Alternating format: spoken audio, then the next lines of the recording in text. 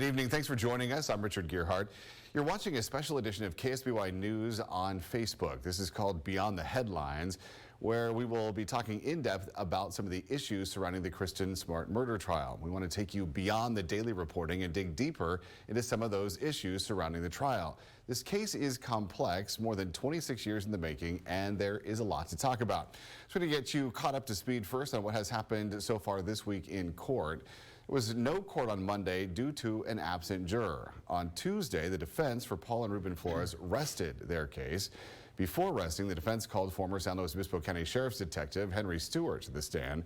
Stewart said that in 2001, he worked with the FBI to conduct an undercover investigation in an effort to get a confession from Paul Flores. Next on the stand was Sheriff's Detective Clint Cole. Cole testified that he inherited several hundred documents in relation to the Kristen Smart case when he took over in 2017. Cole was asked about a Facebook page called Justice for Kristen Smart. Cole said he follows the page and added that he was concerned the page could jeopardize the investigation, confirming the page was dedicated to convicting Paul of Kristen's murder. After Cole's testimony, the defense rested its case. Court was dark on Wednesday. Today, the prosecution called DNA analyst Angela Butler back to the stand as a rebuttal witness. She was questioned more about the soil samples that she tested for blood. Also today, the judge questioned one of the jurors about her Pinterest page that included things such as how to test soil pH without a kit. The juror said she was having trouble getting things to grow in her yard. The attorney for Paul Flores requested the juror be removed, but the judge ruled that that juror could stay. Closing arguments are scheduled to begin next week. So with that, I would like to welcome my guest tonight, John Trice. And John is a retired San Luis Obispo Superior Court judge. And not his first time being on the show. And the reason I called you back is lots has happened. And, you know, I felt like we weren't quite done chatting last time around. And because of some of these issues that have cropped up, and we just talked about a couple of them with the jurors, and I wanted to get your take on that. Sure. The trial's been going on for so long. You know, we've had multiple juror kind of problems crop up, and the judge, as part of the court proceedings, you know, we're allowed to stay in for any of the open part of the court or on record part of the court, even though the jurors are dismissed. The jurors will be called back in to kind of address some of these issues. One of them was a juror that's, you know, been sort of consistently late to court, and they keep admonishing him, as they say, to, you know, get there on time. He was the absent juror that made court go dark for the entire day. How common are these jury problems cropping up during trials? I think it's pretty unusual to have a juror consistently late like that, particularly in a case where the logistics are so difficult.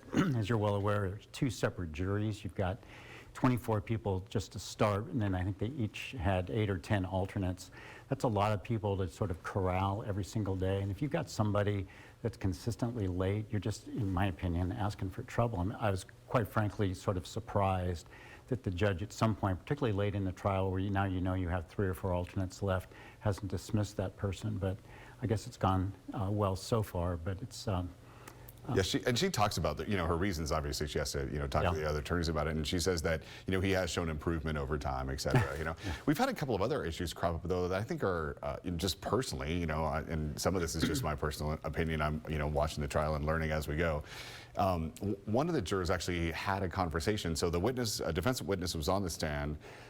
Everybody went to lunch. They came back from lunch, and he was sitting outside the courtroom waiting to go back on the stand. And the jurors were returning from lunch as well, and they struck up a conversation. Obviously, after the judge reminds them every single time not to talk about the case. Right. How you know, serious of an infraction is that? And that juror is still on the case as well. Yeah, it's difficult, particularly going back to what we just talked about. When you have that many jurors and alternates walking around, and you have a relatively small area or waiting area outside the courtroom. Sometimes the jurors won't even know if a person is there that they're actually a witness or a potential witness.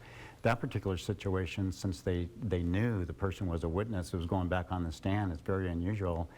I wasn't there, so I don't know how it eventually worked out. I'm assuming hopefully it was just some type of casual conversation about the weather or sports. Yeah, it was about, they were, you know, from a similar area. You know, the witness actually is working in Hawaii, and she's from a similar area. So it was like and they called them both in individually. They had the exact same story about the conversation. The conversation was short. The witness cut it off. I mean, it wasn't a big deal. It sounds like, you know, I guess it's one of those media things, right, where like we could make it sound, you know, like it's a bigger deal than it was. And obviously the judge's discretion is involved in deciding these things, right? Yeah, and the judge, you know, has to, when that's brought to his or her attention, the judge has to bring in the parties and figure out exactly what happened. So it's sort of time consuming. And as I used to say, 9 times out of 10, they're talking about the weather or sports or something like that. But it takes away from the trial, it delays everything. And it's, you know, people are people, and we're all relatively friendly, and so it's not unusual to have that happen. But when it happens, you have to take time away from the trial to deal with it. I wonder, the other thing that I was kind of thinking about in court is I wonder how much of these discussions that they have are almost kind of automatic in court, right? So one of the jurors... We are interrupting your regular programming with breaking news. We are waiting to learn the verdicts for the Kristen Smart murder trial. Paul Flores...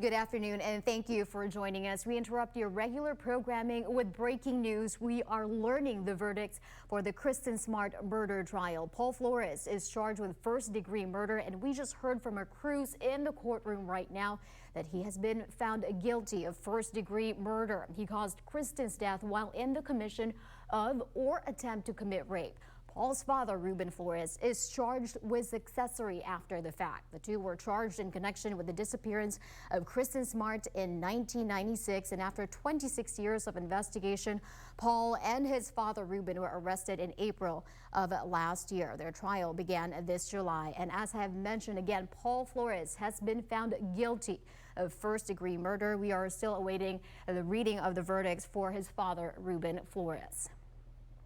Now, jurors for Paul Flores reached a verdict just after being sent into the deliberation room at 10:50 this morning. Right now, we are still waiting for that verdict to be read again for Ruben Flores. Jurors for Ruben Flores reached a verdict yesterday afternoon, but Paul's verdict was read first this afternoon. And as we've mentioned, that we do have crews out there listening in, so we can get that update any moment now. We do have being told that the verdict is coming in as we speak, and we'll bring you that update whenever we get that. This trial now has been in the making for 26 years. Kristen Smart went missing in May of 1996. That is after attending an off-campus party at Cal Poly. And for years, Paul was only considered a person of interest, as he was the last person to be seen with Kristen. Smart was legally declared dead in 2002. Her remains have never been found. Paul and his father, Ruben, were arrested in April of last year, and the 3-month trial began in mid-July. You are taking a live look right now. This is outside the courtroom in Salinas. We're still awaiting the verdict for Ruben Flores. He's charged with accessory after the fact. It is alleged that he helped his son, Paul, cover up the crime and conceal Kristen Smart's body. The two were charged in connection with that disappearance in 1996. That was after 26 years of investigations. They were again arrested April of this year, and this trial began this July. And from opening statements to closing arguments, the prosecution has laid out their case for jurors made up mostly of circumstantial evidence. KSBY anchor Richard Gearhart has a wrap-up of the evidence presented so far against Paul and Ruben Flores. During opening statements in both cases, Deputy DA Chris Pavrell told each of the two juries evidence will show that Paul Flores murdered Kristen Smart and buried her under the deck. He was referring to the deck behind the house of Paul's father, Ruben, in rural Arroyo Grande. Pavrell told jurors he believes Paul walked Kristen back to his dorm room on the Cal Poly campus and later moved the body to Ruben's house. Many witnesses were called to the stand, including 2 other students who initially walked with Paul and Kristen as they left the off-campus party the night she went missing. They each described how Kristen was too intoxicated to walk on her own and how Paul had assured them he'd make sure she got back to her dorm room safely. Jurors heard from a friend of Paul's who questioned him about a black eye 2 days later. His friend Jeremy Moon testified that Paul told him he didn't know how he got it, but said that he did notice it before the two played basketball that weekend. Investigators testified that Paul told several different versions of how he got that black eye, including while playing basketball and while fixing the radio in his truck. Several cadaver dog handlers testified about their dogs independently alerting to Paul's mattress in his dorm room. Sheriff's Department and District Attorney investigators told jurors about searches at Reuben's house, detailing what they found, including fibers under the deck, positive presumptive blood tests, and what Prevrell called trophies about the case in Reuben's bedroom, referring to saved newspaper articles and flyers detailing the case. Jurors also heard from two women who accused Paul of drugging and sexually assaulting them years later when he moved to Southern California. The testimony from those victims was allowed in court to help jurors determine if Paul may have had the intent to sexually assault Kristen after the two were alone. What prosecutors weren't able to show jurors was a body or any DNA evidence. The deputy DA wrapped up his case by telling jurors, the truth is Kristen Smart is dead, and the evidence is clear that she was killed by Paul Flores. He also told jurors they could use the later sexual assaults to find beyond a reasonable doubt that Kristen died while he was attempting to rape her and should find him guilty of first-degree murder. Richard Gearhart, KSBY News. And if you are just joining us, just to mention again, Paul Flores has been found guilty of first-degree murder. It is alleged that he caused Kristen's death while in the commission of or attempt to commit rape. That first-degree murder charge carries a sentence of 25 years to life. Again, Paul Flores guilty of first-degree murder. We are still waiting for the verdict for his father, Reuben Flores, accused of helping his son, Paul, to cover up that crime. Now, there are, of course, two sides to every criminal case, and jurors also heard from several defense witnesses before beginning their deliberations. After the prosecution rested its case, it was the defense's turn, and both Paul's attorney Robert Sanger and Reuben's attorney Harold Mesick had their chance to convince jurors their respective clients are not guilty of the charges they face. Sanger started by calling his own expert witnesses. One, a professor who's an expert in taphonomy, or the study of what happens to human bodies after they die. He told jurors he saw no evidence that a body was ever buried under Reuben Flores' home. He said human decomposition is messy, and you would expect to find evidence left behind even if the body was later moved from under the deck. He said bones, hair, teeth, and fiber would likely have been left behind. Sanger also called his own witness to talk about the soil taken from under the deck that tested positive on a presumptive blood test. The witness told jurors any positive test would have been a false positive because blood breaks down quickly. She also said the test used isn't typically used on soil. Sanger ultimately told jurors during his closing argument the case is straightforward. There is no evidence of murder, so that is really the end of it, he said. He put up a slide on the screen for jurors to read that said, unless the evidence proves the defendant guilty beyond a reasonable doubt, he is entitled to an acquittal, and you must find him not guilty. Both defense attorneys pointed out inconsistencies in witness testimony from the prosecution and how several of their stories had changed over time. Sanger said one person who has not changed his story for the past 26 years is Paul Flores. He said it is a sad case, there is a missing person, but the DA's office has failed to prove beyond a reasonable doubt that his client had anything to do with it. He reminded jurors several times that they must each decide individually on the case and only based on the evidence presented in court. He described the case as built on passion, prejudice, opinion, and innuendo. He said this is not a case of majority rules, but they all must agree individually on whether the evidence supports a guilty verdict. Reuben's attorney Harold Mesick told jurors he thinks the case screams reasonable doubt, adding there is a chance Kristen is alive and just missing, and says Reuben has never been charged with a crime in his life. Richard Gearhart, KSBY News.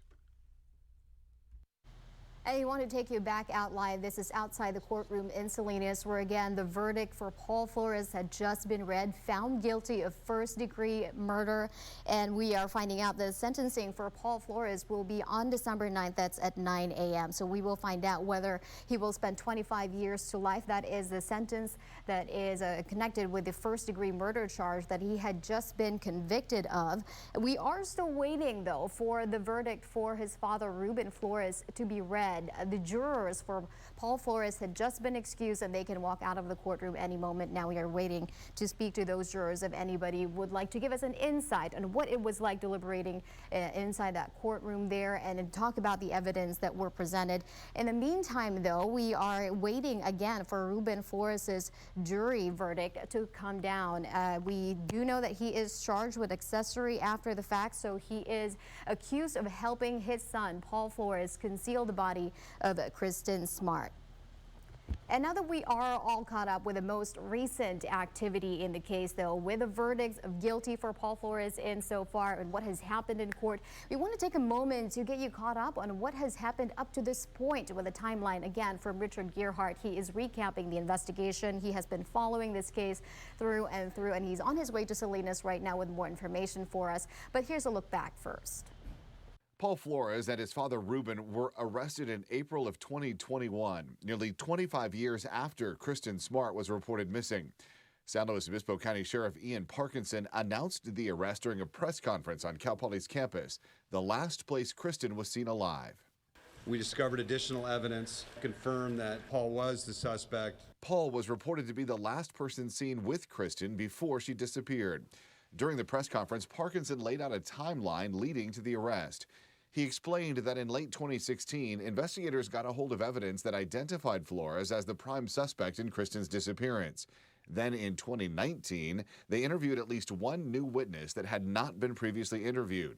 Parkinson attributed the Your Own Backyard podcast for bringing that new information to light. With the new evidence, Parkinson said detectives were able to secure a court order to intercept Flores' electronic communications. Paul was eventually taken into custody at his San Pedro home and booked on a charge of murder.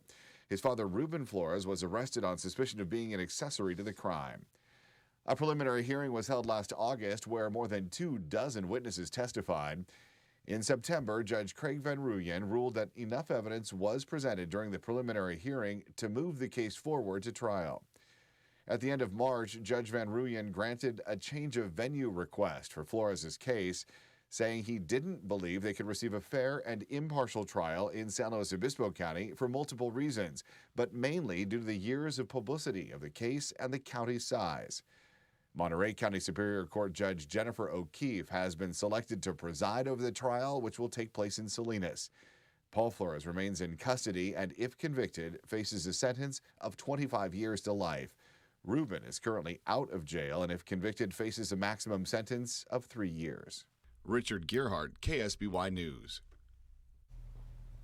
And if you are just joining us again, we are interrupting programming to bring you the breaking news. Paul Flores has been found guilty, first-degree murder, accused of committing murder, killing Kristen Smart in the commission of or while attempting to commit rape. And this, Janelle Padilla is actually joining me right now, our Daybreak anchor. And this is a verdict that's much awaited for the community. It's been 26 years in the making, and you can only imagine what it's like out there for the family that has been. The family, the community, I mean, 26 years, a very long time. Right. People who have even moved here recently, maybe 5-10 years, the reinvigoration of the case because of Your Own Backyard by Chris Lambert. A lot of people have been paying close attention, and especially in these past few months. This started in mid-July. We've been out there, KSBY has had people out there pretty much every day covering this trial, and so this is a big day we've been waiting for. Yeah, and we do have multiple crews out there right now in Salinas to bring you the latest. As far as the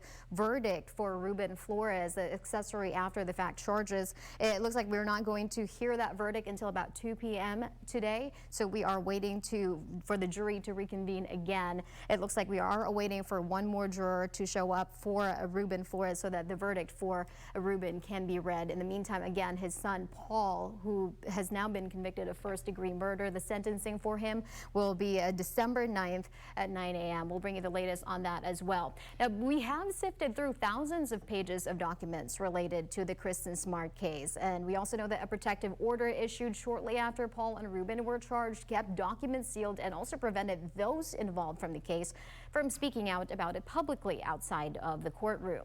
And some of the newly released documents included many court motions, a along with arrest warrants and more. And that also includes a potential immunity deal offered to Paul's sister in exchange for her cooperation in the investigation.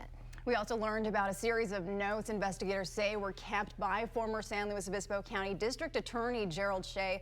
One quotes Paul's former attorney as stating if the DA's office came to him with an offer of involuntary with only one condition, and that being that Paul take law enforcement to the body. The former attorney stated he could make that happen.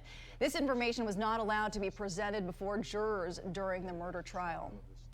And in 1998, just after a few years after Kristen Smart's disappearance, some of you may remember if you've been in this community for all of those time, California Governor Pete Wilson signed the Kristen Smart Campus Safety Act into law. And under that act, campus law enforcement agencies, they have primary authority on their campus, but it has also required that all college campus police to work with local law enforcement agencies for any case of violence on campus. Yeah, Cal Poly Police Chief George Hughes says the campus has many safety precautions and resources, including 100 emergency phones in campus, an escort program, 24/7 housing staff, healthcare and counseling centers. And I just want to add, I did speak to someone in housing at Cal Poly recently, and they still have the memorial up for Kristen, and it's very present. People on campus are just very much aware, even though this has been more than two decades old. People are very aware of safety and just of what happened with Kristen, and even new students are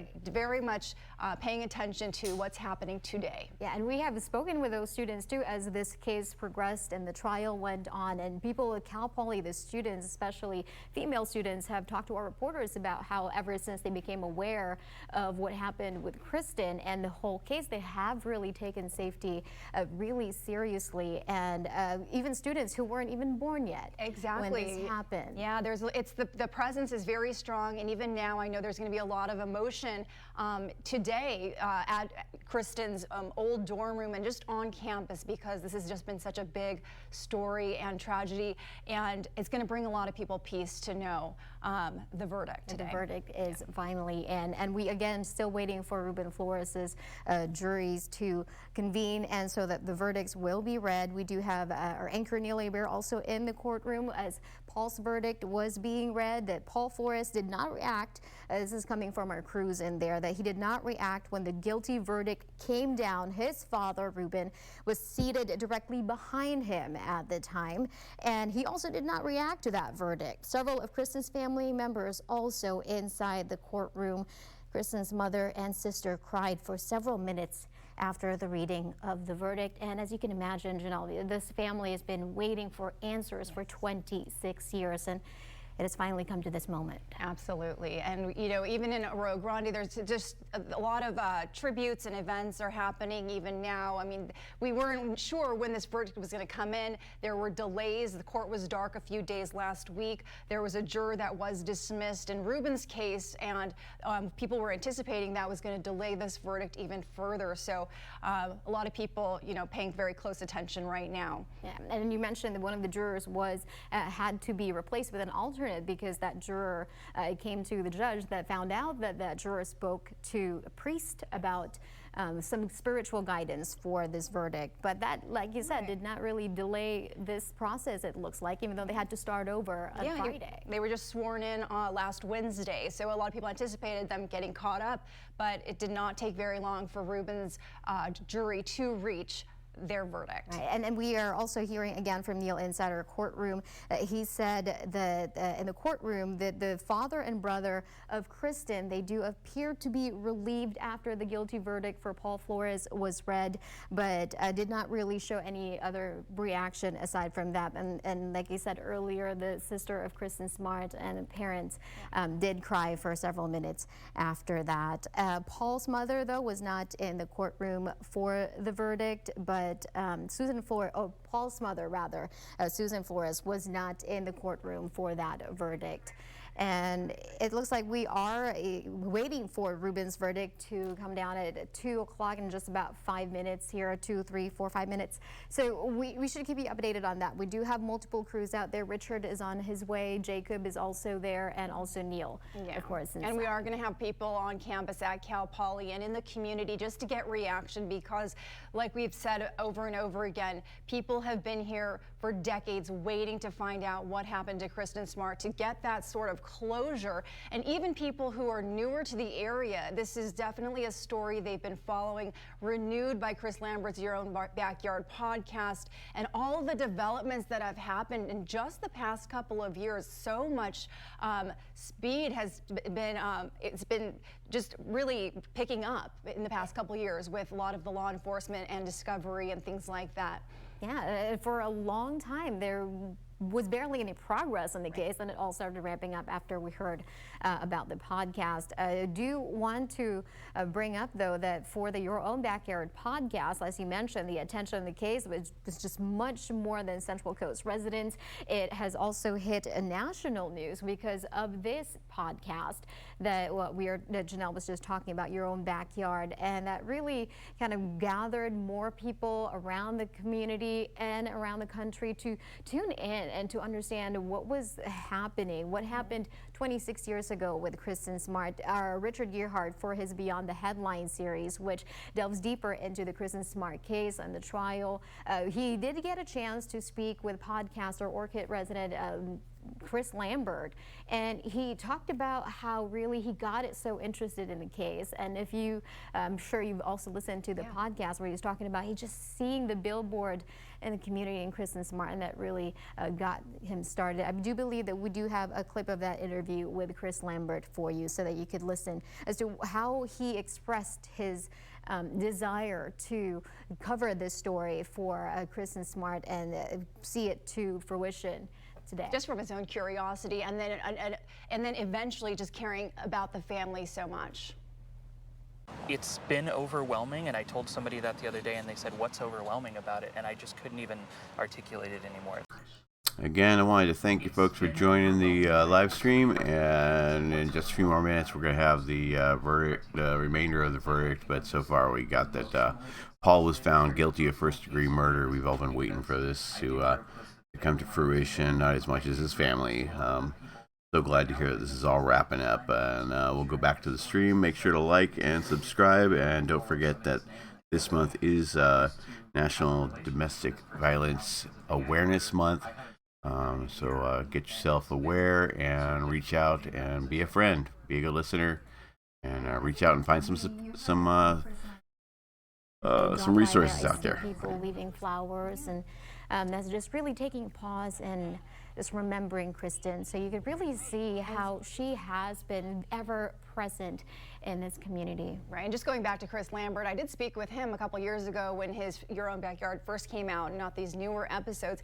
And even at that time, he was speaking about how close he became to the family, to Denise, and how much they appreciated him reopening this case, renewing the interest, and really diving deep into details. And so they are very grateful. And like he said with Richard, they have created this bond that, I mean, that is something I'm sure the family is very grateful for.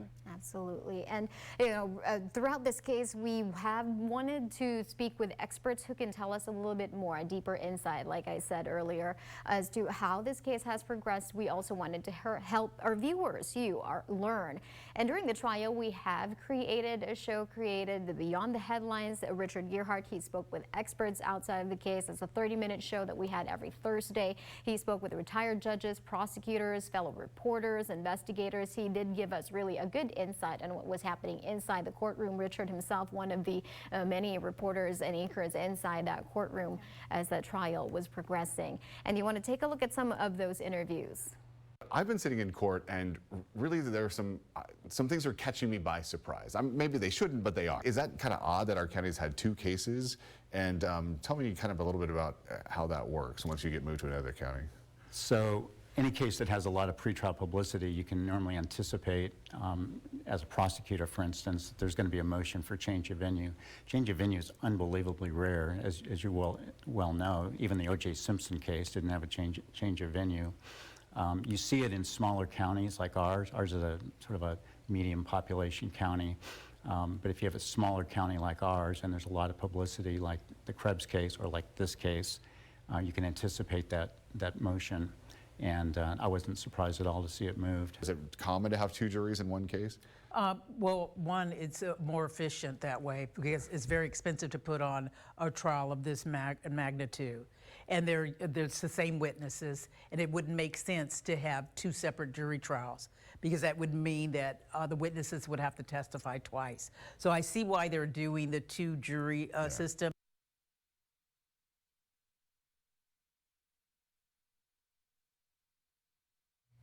And you just saw there, Richard doing all of those interviews, really giving us an in-depth look into what we can gather from the experts who really know the goings-on in the court. And we do want to take this moment, though, to talk a little bit more about Kristen Smart. She has been ever present in our community throughout the 26 years ever since she went missing. We saw her billboards. We have memorials across the Central Coast dedicated to her. Kristen Smart was last seen in the early morning hours of May 25th, 1996. She was returning to her dorm from an off-campus party, and Paul Flores was one of the last people to be seen with her. 2 days later, Kristen's roommate reported her missing, leading to hundreds of volunteers searching for her over the next several months. Her body was never found, and exactly 6 years after she disappeared, Kristen Smart was declared legally dead. And again, we do want to remind everyone, if you are just tuning in, the jury has handed down the verdict for Paul Flores. He has been found guilty of first-degree murder for committing murder, causing Kristen's death while in the commission of or attempt to commit rape. At this moment, we are waiting for the jury to hand down the verdict for Ruben Flores. We do know that they did come to a verdict yesterday, but those verdicts will not be read until Paul Flores' jury finished deliberations. All right, attention on the case became much more than just Central Coast residents when the podcast Your Own Backyard, like we've been talking about, brought the Kristen Smart case into the spotlight nationwide. Before any arrests were made in the investigation, the podcast was an 8-part series with more than 10 million downloads since the first episode was released in September of 2019. Chris Lambert of Orchid, he re-examines the disappearance of Smart, interviewing more than 200 people since starting his research in May of 2018. Lambert tells us his mission has been justice for Kristen after seeing her face on a billboard for years. Since the trial began, Lambert began new episodes detailing what is going on in the trial. Yeah, and we were able to sit down with Lambert, and beyond the headlines, you did hear about what he said about the podcast and what has really inspired him. So this podcast really was instrumental in igniting interest. It really does bring out a lot of details. And of course, Chris Lambert's not an attorney. He's not, part of any law enforcement agency, but he did just take a very personal approach and got very close with the Smart family and did a lot of digging that law enforcement unfortunately missed. Yeah, and we are just getting an update from the courthouse right now. Paul's jurors have left the courthouse. They were escorted to their vehicles by sheriff's deputies, and the verdict is in for Ruben Flores. He is found not guilty of being an accessory after the fact. Again, his son Paul has been found guilty of first-degree murder for killing Kristen Smart. His father Ruben, who was accused of covering up and hiding Kristen's body, is not guilty. And I don't know if this is a big surprise. A lot of people have been discussing there wasn't enough evidence. It's very circumstantial. What was the concrete evidence for him to be found guilty? And there was, of course, there was the general public opinion, but really, when you get into the details, what is there to prove his guilt? So again, Ruben Flores not guilty as he was charged with accessory after the fact for allegedly helping to hide Kristen Smart's body. Yeah, and he would have faced a maximum of 3-year sentence had he been found guilty, but again, he was not guilty of accessory after the fact. Paul Flores guilty of first-degree murder that carries a sentence of 25 years to life. All right, we are waiting to hear from people at the courthouse. We have KSBY anchor Neil Hebert, KSBY anchor Richard Gearhart. And we are waiting for them for reaction around the courthouse. We did just hear the jurors have been escorted to their vehicles. That's right. Yeah. We do have a full coverage waiting for you later on in this evening. We did talk about Kristen, we talked about the trial, and also Beyond the Headlines, which if you are interested, you can see the full interviews. There are 30-minute interviews with experts, with retired judges, and also people who have been in this rather connected to this case, like Chris Lambert, as you heard earlier. If we could just bring up one more thing more about Kristen Smart. There's a scholarship that is named after her. The Smart family has started the Kristen Smart Scholarship, and that goal of that scholarship was to celebrate Kristen's hopes, dreams, and ambitions. The scholarship is awarded to college-bound women. They share similar interests with Kristen and also help them pursue their aspirations. All right, we're looking at a full screen here with Kristen Smart. There's a fundraiser at Kennedy Club Fitness at the Arroyo Grande parking lot that's taking place Saturday, October 22nd from 10 a.m. to 4 p.m. It's a craft fair, art, food, live music. This was all organized even before we knew the verdict was going to come out, but it's really just to show how much the community is involved and constantly in support of the Smart family throughout this incredibly long process of trying to bring peace for this family. Yeah, and you know, it would be later on, I believe it's around 4 o'clock, where we should hear from the San Luis Obispo County District Attorney's Office to talk more about this case. That's at 4 o'clock. We'll bring you the latest on that. And it looks like we do have our anchor, Richard Gearhart, already out there in Salinas. He has been covering this case from the very beginning. He has been able to speak with a lot of experts. And Richard, how's it going out there so far? Yeah, Nina, I just actually got here, and as you can imagine, there's quite a bit of media outside waiting for what's happening inside the courtroom. We just got word, as I'm sure you've shared with the viewers already, that Ruben Flores' jury found him not guilty of being an accessory after the fact to murder. Apparently, the jurors for Paul's case were actually escorted to their car, so we weren't able to talk to any of them. And again, we're just sort of sitting outside here in the courtroom waiting for the jurors to leave from Ruben's case. But we have heard that they have found him not guilty of accessory after the fact. And Richard, you have been covering this case. You are eyes and ears in the courtroom. And you also talk to a lot of experts for our Beyond the Headlines series. Based on those conversations and what you have seen so far, are these verdicts, do they come as a surprise? You know, I would say that maybe a little bit of a surprise in the verdict for Paul Flores, just because really there's no evidence. You've talked about this quite a bit in the past, that no smoking gun, no body, no DNA evidence, really nothing. But I think that the Deputy DA, Chris Pavel, did a fairly decent job kind of walking jurors through, especially in his closing arguments, of getting to that first-degree murder charge. And really, first-degree murder either needs to be premeditated, as we've talked about before, or it needs to be the death of somebody at, in this case, Paul Flores' hands, with qualifying felony. And the district attorney argued that she likely died while he was raping or attempting to rape her after walking back to the dorm room. And so obviously the jurors bought into that argument and found him guilty of first-degree murder this afternoon. Richard, what are you seeing out there? Are we waiting for anyone to leave the courtroom? Is a Smart family inside? What's happening behind you?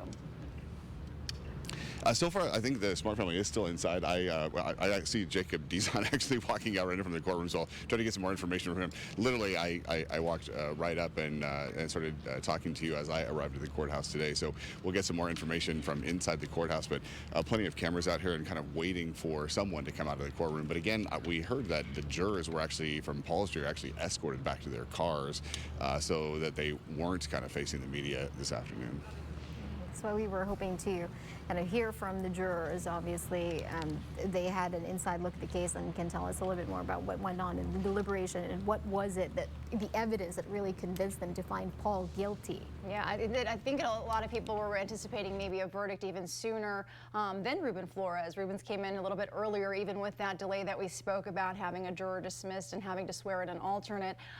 So it will be interesting to hear a lot of the factors that went into the decision for both Ruben and Paul. Yeah, and you just heard from Richard there. Like he said, we have our reporter Jacob Dizon also in the court, and also our anchor Neil Hebert also there, keeping track of everything that's going on out there. It's a big day. It's a big day, yeah. And a lot of people, there were, just like Richard said, not a lot is happening outside of the courthouse right now. It's kind of a waiting game to see who is going to be exiting the courtroom. We would love to hear from the Smart family and other people who have been in the courtroom listening to the case for this 3-month-long trial. Yeah, and you mentioned the Smart family. Our Jacob Dizon was telling us, or Neil Hebert rather, was telling us that the family of Kristen Smart was really emotional. Denise Smart, the mother of Kristen, and Kristen's sister were in tears after the guilty verdict for Paul Flores was read. And this has been a long-awaited decision for the family. We have been waiting 26 years for this case to progress, to come to this very moment. But at the end of the day, I think one thing that, unfortunately, we still don't know where Kristen's remains are. Right. I think that's going to be just a hole in their hearts forever. But I do believe that this is going to bring them some closure, because it's been 26 years and they had who knew this was going to happen, and this was going to happen so quickly. So hopefully this will bring them some peace to have that answer and that part closed. But yes, definitely, it's just nobody still going to be, a missing part of their heart. And you saw there the billboard, the Arroyo Grande billboard that Chris Lambert had talked about as well during the podcast, and the Shell Beach Memorial at Dinosaur Caves Park with Kristen Smart, where people would stop by and gather just to remember really Kristen. She was always described as somebody who was very spirited. She was very much lively she just was so full of life. That's how her brother described her. Yeah, and I think it's going to be very interesting to hear from a lot of current Cal Poly students who, I mean, this is so relevant right now. She was their age when she disappeared, and it's still so prevalent on campus, still memorialized on campus. It's still a discussion, and there's going to be a lot of reaction that we're going to hear probably later tonight in the evening newscasts. Yeah, and we mentioned earlier that Cal Poly students have been taking safety seriously, especially since they were able to be aware of what happened with the Kristen Smart case. And I was actually talking to some students last week as well, who mentioned, like, hey, we've heard about this case. How has it progressed so far? And they are really interested, because it happened right there in their own campus, and it could be anyone. Yeah, and I mean, we've done so much coverage on this case, and we've talked to people who have moved here just within the past 5 years, who are so invested just because of hearing about it and how much it's talked about in our community, and what the lead up has been, and for this to finally come down, these verdicts to finally come down. Even people who are newer to the Central Coast, this is just as important as people who have been here for the past 26 years following this case. Yeah, and again, you were seeing there, Paul Flores has again been found guilty of first-degree murder for killing Kristen Smart in the commission of or attempting to commit rape. His father, Ruben Flores, a person accused of helping Paul cover up the crime, is found not guilty of accessory after the fact. And we are waiting to hear from KSBY anchor Neil Hebert. I believe he's live on scene. We're going to wait to hear from him. He also has been in Salinas many days of this trial, covering it and listening in on testimony and just the whole procedure there. So he's going to have some really interesting insight as well as soon as we get him on camera. Yeah, it looks like we are seeing in our monitors right here that Sheriff Ian Parkinson is also there outside, and he has been instrumental in really pushing this case forward. He did promise that he just walked in there. That Sheriff Ian Parkinson, San Luis Obispo County Sheriff, he has promised the Kristen Smart's family that he would really make sure that this case is going to be prosecuted. And you remember the press conference that happened when they finally announced that Paul has been arrested and Ruben had been arrested from Arroyo Grande home. Paul was arrested from his home in San Pedro. All right, we're just moments away from taking KSBY anchor Neil Hebert live at the courthouse. Again, he has been there for many days. The past 2 days, he's actually been up there in Salinas, waiting for these verdicts to be handed down. Do we have him He's getting set up right now. Here he is. Hi, Neil. What are you seeing out there right now? Yeah, hey guys, the Smart family, all the prosecution and the defense just left the courthouse, and the jurors were also ushered out of the courthouse with security to their cars. So we will not be speaking with any of the jurors at this moment, but it was quite the tense afternoon in court this afternoon.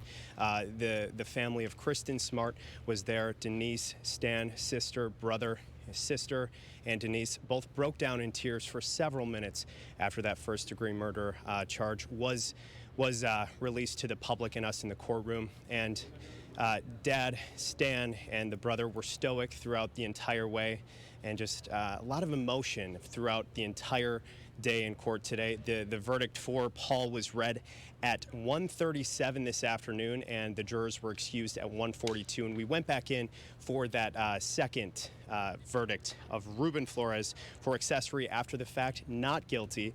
And that one was read right around 2:04 p.m. We were ushered in around 2, and I mean, it was such a tense feel in the courtroom. One thing I do want to note: no Susan Flores in attendance today. While Paul's verdict was being read, Ruben was directly behind him on the bench, and when Ruben's verdict was given, Paul was already ushered out of the courtroom. So a lot has happened. We will get the latest for you. There is a press conference for the prosecution and the sheriff at 4 p.m. today, and the Smart family will be in attendance. We're not exactly sure whether the Smart family will be speaking at that, but they will have a press conference at 4 p.m. We will be streaming that live on KSBY.com as well. So stay with us. We have a lot going on here at the Monterey County Superior Court courthouse. For now, we'll send it back to you. I know, Neil, there was a strong reaction from the Smart family when Paul's verdict was read. What about when Ruben's verdict was read, not guilty? Did they have any sort of surprise or reaction to that? Yeah, it really was no reaction from anyone. It looked like kind of that smirk that you, should it have happened that way?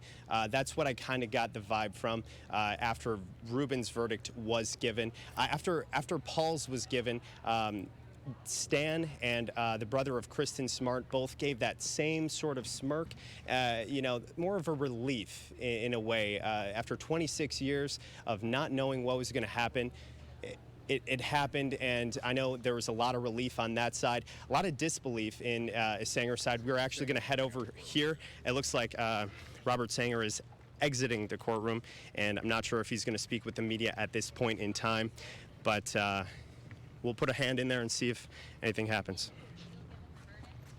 All right, Neil Bear is out by the courthouse. There's Robert Sanger just leaving the courthouse right now, seeing if he will speak to any of the media. It does not look like he's going to be stopping to speak to anyone or answer any questions at this time. Not at this time, no. It looks like he just kind of went right through the media gaggle there we had. But well, Neil, give us a little bit. I know. Tense day in court. Sorry? I understand it is a tense day in court. So after Paul was escorted out, Ruben escorted out, what happened after that? Was there just a moment of emotion between the Smart family? What was happening in the courthouse following them leaving? Yeah, so when Paul was ushered out of the courthouse, out of the courtroom per se, the Smart family exited the courtroom first, and then everyone else got to go outside. And they're inside the courthouse. To give you a little example of what goes on inside, there are two hallways on the same floor that the courtroom was in, and one was for media, and the other was for family or public that wanted to hang out, and they went their separate way and hung out. And there's a victim coordinator or witness coordinator that was with them as well, and was offering tissues to them outside of the courtroom. So it's just a very emotional day, and you can just feel it throughout everyone here, even the media. Very emotional day after 26 years of this happening. It's pretty wild. Yeah, and it looks like we are not going to hear from any of the jurors, either for Paul or Rubens, but did you get any sense of reaction or emotion from any of the juries that were there? Yeah, no, I didn't see any reaction from the jurors really whatsoever. A lot of them had that stoic look on their face. In Ruben's jury, there were 7 women, 5 men, and in Paul's jury, there were 9 3 men. But I really didn't see any emotion from them at all, not even when yesterday when Paul's verdict was handed to the judge. Yeah, they didn't really have any at all. Ruben is currently right outside and in Me6, so we're going to hop over here really quick. I'll hop in there. Looks like Ruben Flores is now outside of the courthouse. Neil Hebert is heading over there to see if he will answer any questions or give any comment here following the verdict of not guilty. All that stuff they say is evidence. You look through it, and there is no evidence against anybody, me or Paul. There wasn't any time, and just too much made-up stuff. That's all I can say. And it's too bad that sometimes the system works that way on feelings instead of facts, you know. So, but I am relieved, and I worry about my son, of course. Mr. Flores, any comments for the family, the victim's family? Yeah, I feel bad for them because they didn't get no answers about what happened to their daughter. And we don't know what happened to their daughter. So, and like I said, I feel sorry for them. What was your reaction when you learned your son was found guilty? I don't know. I was just holding on, that's all. Are you in a state of shock? A little bit. Mr. Misek, this is a big case for you. Is this the biggest case you've won? Or taken on? No, but it's the one I've been most invested in on a personal level. Because as you might remember, what I said at the very beginning in this case, this man is not just not guilty, he's absolutely innocent. And today's verdict proved that. So you can quibble with me on the words there, but he never should have been charged. And I'm very pleased with the outcome. Love our system of justice. Jury is what it is. The jury has absolute power to say whatever they want to say. But in this particular case, they said not guilty, and I think that's the right verdict. So. What do you plan to do for the rest of the day? What are you doing next? I don't know. Going to Disneyland? No, I don't know. I have no idea. Just stop and sit. Any message to the Rio Grande community? Well, you know, I'll speak on his behalf here. It would be nice if the community would actually honor the presumption of innocence. If you go online like I do frequently or get the comments forwarded to me, like my phone's blowing up right now, there is just so much animosity towards this man, his family. There's so much hate, and I really have never understood it. I understand that people are upset that Kristen is missing. I understand they want a person to be responsible for that, but let's lynch him, let's burn him, let's hang him, let's kill him. I don't know where that comes from in this country, and I wish the community who still feels that way would disabuse themselves of those feelings. So, what's your reaction just to the mixed verdicts and the fact that one jury found there was enough evidence, another found there was not? I think in this case there's been a real lust for vengeance. I think, like I said in my closing argument, there is a reasonable inference to be drawn that Kristen might still be alive out there somewhere. They never proved her death, by the way, if you'll go through the record. Mixed verdicts happen. This is my first dual jury trial ever, so I guess I'm surprised at that, but I'm relieved at the outcome. I think it's the absolute right and just outcome, certainly the lawful outcome, so he's free to go. Mr. Flores, were you surprised when you heard the verdict read in your son's case? I don't know.